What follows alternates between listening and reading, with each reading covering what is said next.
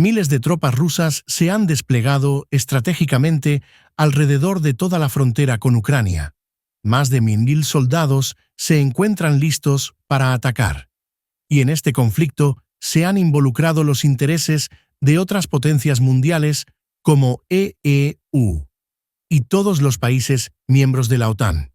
Pero ¿por qué Ucrania ha despertado tantas disputas entre Washington y Moscú, mientras que ninguno de estos países se pelea ni se amenaza por conflictos, por ejemplo, en Siria, Libia, Palestina o Mozambique?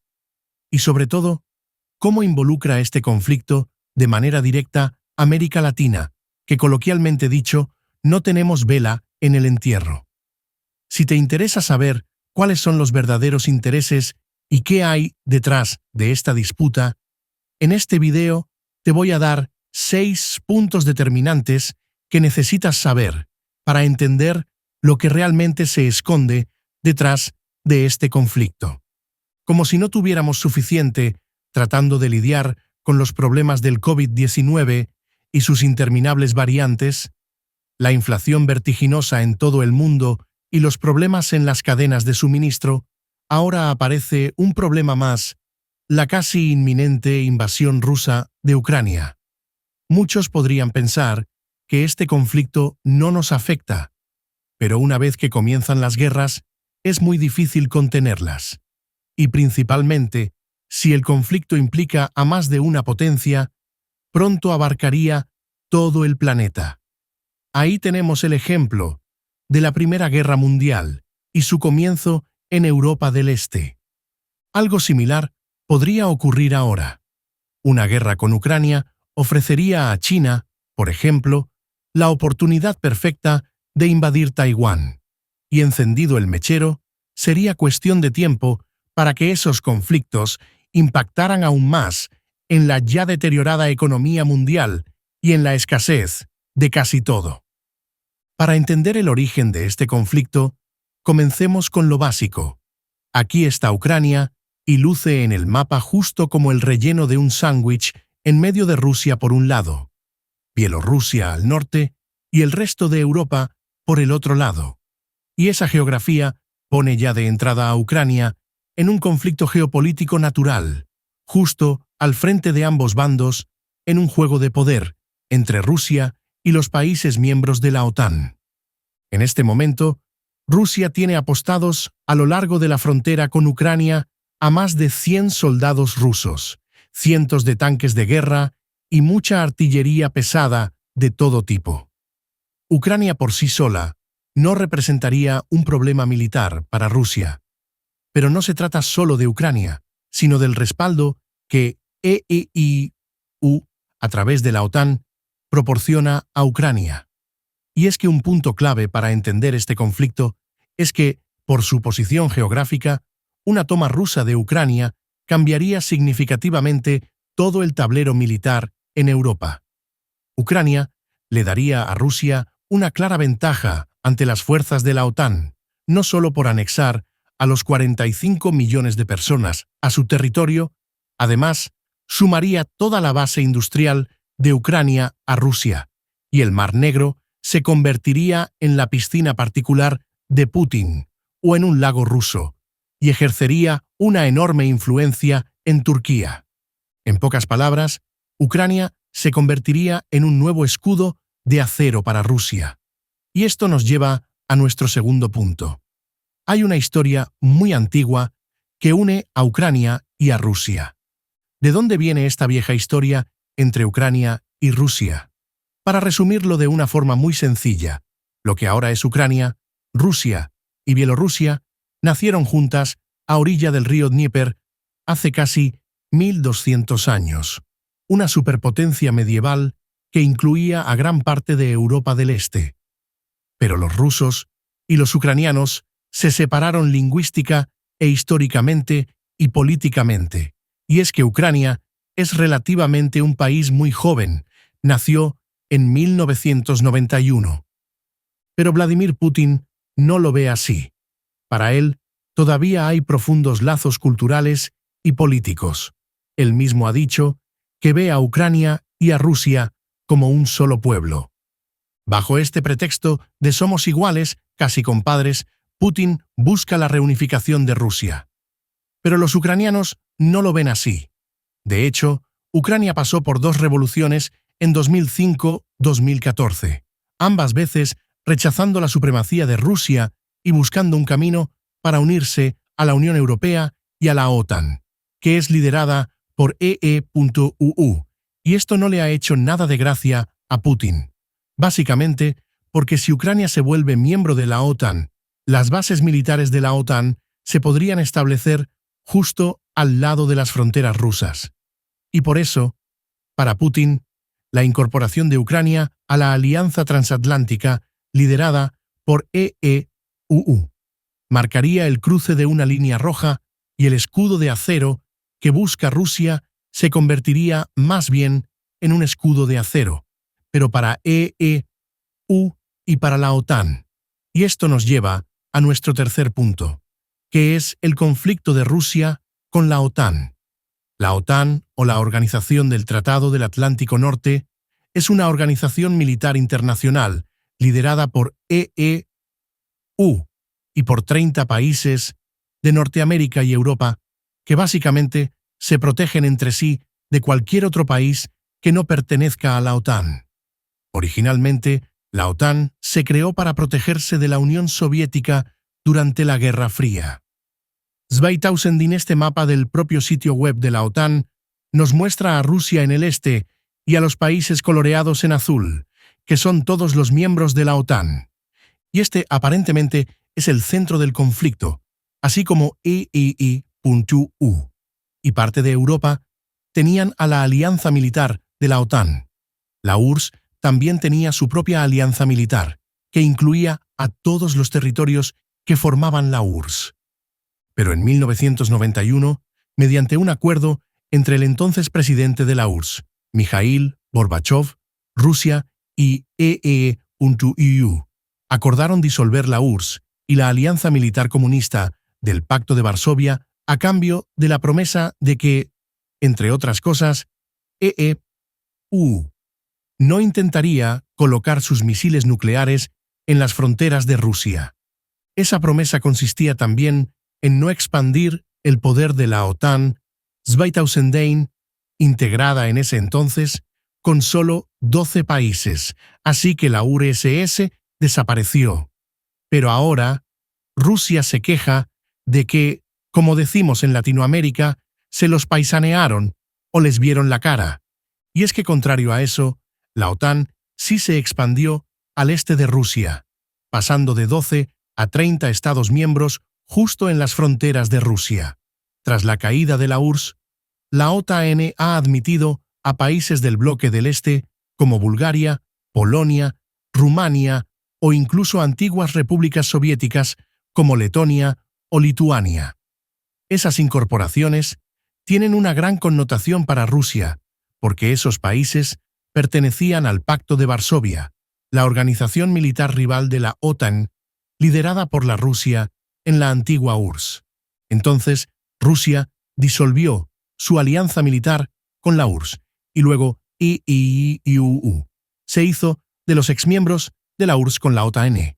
Así que Rusia sintió que EE.UU fue como el amigo que te aconseja dejar a tu novia para luego casarse con ella. Vaya amigos. Y eso es lo que enfurece a Putin. Rusia quiere que la OTAN retroceda, mientras la OTAN dice que no lo hará. Y en medio de toda esta disputa internacional, los realmente afectados son los habitantes de Ucrania. Y este es nuestro cuarto punto. En el año 2014, Rusia se apoderó de Crimea, que era parte del territorio de Ucrania. ¿Cómo lo logró?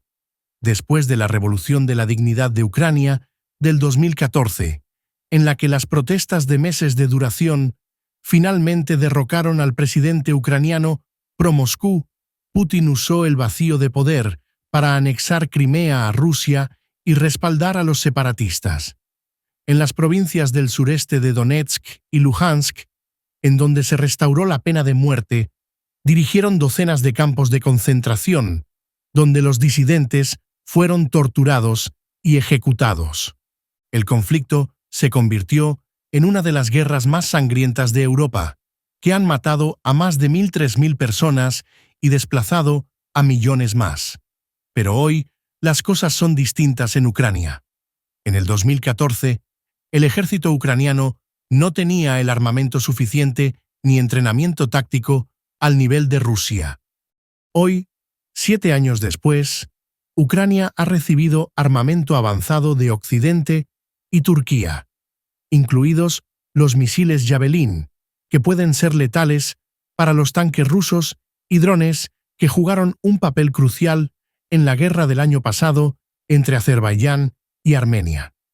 Y previendo este escenario, Ucrania también ha impulsado desde hace ya varios años el desarrollo nacional de la producción de armas, algunas de las cuales son tan efectivas como las propias armas estadounidenses.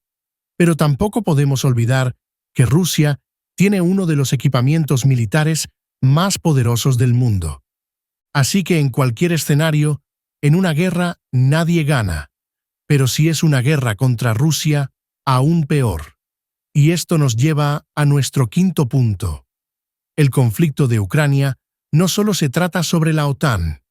Desde hace más de 20 años, Rusia ya había buscado desesperadamente la membresía de Ucrania en un bloque de libre comercio dominado por Moscú que se lanzó en el año 2000, llamada la Comunidad Económica Euroasiática, que unió a varias exrepúblicas soviéticas y fue ampliamente visto como un primer paso para reencarnar a la URSS. Con una población de 43.000, poderosa producción agrícola e industrial, se suponía que Ucrania era la parte más esencial de esta alianza después de Rusia, pero Kiev, la capital de Ucrania, se negó a unirse. Para crear este mercado autosuficiente como el que Rusia quiere, se necesita una población de alrededor de 250 millones de personas. Y para que esto funcione, Rusia necesita incluir a Ucrania y Uzbekistán con una población de 34 millones. Y es que para Putin pareciera que el momento de intentar invadir Ucrania es ahora o nunca, porque la popularidad y sus índices de aprobación están bajando a medida que los rusos se resisten a las vacunas y protestas con índices inflacionarios que ha provocado la pandemia. La última vez que Putin invadió Ucrania, con la anexión de Crimea a Rusia, sus niveles de popularidad se dispararon en un 90%, y ese tipo de sucesos, de vuelta, aumentarían de nuevo su popularidad. Pero frente a eso, el presidente Joe Biden dice que no aceptará que Rusia invada la soberanía de Ucrania ni que vuelva a robar un solo centímetro a su territorio como lo hizo con Crimea en el 2014. Y Vladimir Putin contestó con un curioso mensaje a la historia de México ¿cómo responderían los estadounidenses si nosotros pusiéramos nuestros misiles en las fronteras de ¿Con Canadá o México antes? ¿Acaso no hubo problemas fronterizos entre ellos? ¿A quién pertenecía California y Texas? ¿Yusan se han olvidado? Pues bien, es un conflicto del pasado y ya está resuelto. Nadie habla de eso como hablan hoy de Crimea. Claro que el ejemplo de Putin, que involucra poner misiles en México y Canadá, es un supuesto, pero el otro ejemplo que cita sobre cómo le arrebató a México la mitad de su territorio, ese sí es real. Y ese ejemplo no le ayuda mucho, pero sí nos ayuda a nosotros a entender cuál es la política expansionista de Rusia. Y no es que, como dice Putin, porque esté en el pasado, ya no importe. México fue obligado a ceder a poco más de la mitad de su territorio a través de la firma de un tratado, al puro estilo de Don Vito Corleone, con una pistola en la cabeza y diciéndole a su vecino de México, ya sea tu firma o tus sesos, algo va a estar en este papel. Y así, el 2 de febrero de 1848 se firmó en la villa de Guadalupe Hidalgo, cerca de la Ciudad de México, el Tratado de Paz, Amistad, Límites y Arreglo Definitivo entre los mexicanos y los EEUU de América, que no tuvo nada de pacífico ni de amistoso, por lo que preferimos llamarlo nosotros Mejor Tratado de Guadalupe Hidalgo. Después de que en 1845, cuando EEUU se apoderó del territorio de Texas, que en ese entonces era parte de México, financiando a los separatistas de los residentes de Texas para que hicieran un plebiscito por el que decidían, supuestamente, unirse a EEUU, de la misma manera en que Rusia se hizo de Crimea de forma ilegal y violando la soberanía de Ucrania. Pero al final, México no tuvo más opción que aceptar su nueva condición de perder el territorio de Texas y las relaciones diplomáticas entre EEUU y México se rompieron, y eso dio pie, al año siguiente, a una guerra intervencionista, justo como la que hoy prepara Rusia contra Ucrania. Y finalmente, la invasión estadounidense del territorio mexicano comenzó en 1836 y terminó en 1848 con la derrota de México. Así que como penalización de guerra, México le entregó al país invasor, que en ese entonces era EEUU, cerca de 204.000 kilómetros de tierra. A cambio, México recibió la irrisoria cantidad de 15 millones. En cualquier escenario, el ejemplo de Vladimir Putin no justifica sus planes contra Ucrania. Mejor dicho, su ejemplo solo demuestra que pretende a través de la fuerza y la guerra hacerse de Ucrania, violando la soberanía de otro país, como lo hizo EEUU con México hace más de 170 años. Ahora somos países hermanos, es cierto, pero el paso del tiempo no convierte a los abusos en algo bueno ni irrepetible. Una cosa es cierta: para Rusia se trata de una política expansionista, para el resto de los países involucrados es solo una lucha de poder. Lo que Rusia pretende hacer no es nada que EEUU o Reino Unido no haya hecho antes. A ninguno de ellos le importa realmente Ucrania. Si realmente lucharan por la paz y el derecho a la soberanía de otros países, en este momento ya se estarían discutiendo también un cese a los conflictos en Siria, Libia, Palestina o Mozambique. Pero allí no hay nada que les pueda interesar a los países de primer mundo, y por eso ni los ven ni los oye. Yo soy Víctor, y si te ha gustado este video, ayúdame suscribiéndote al canal, y nos vemos en el próximo video.